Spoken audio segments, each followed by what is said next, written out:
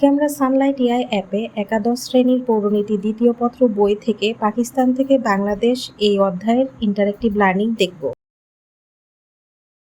পাকিস্তান থেকে বাংলাদেশ 19471971।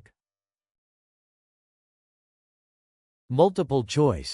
বেলুচিস্তান রাজ্য ইউনিয়ন ও বেলুচিস্তান মিলিয়ে আসন সংখ্যা কত ছিল?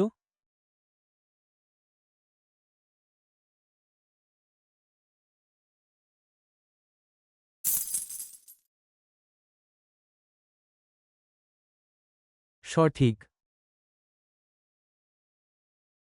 নিচের কোনটি পূর্ব বাংলার জন্য গণপরিষদে নির্ধারিত আসন সংখ্যা? 44টি। 1947 সালের পাকিস্তানের গণপরিষদে মোট কতটি আসন ছিল? সঠিক।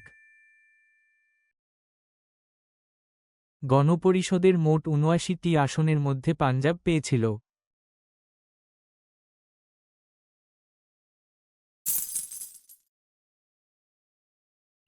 22টি।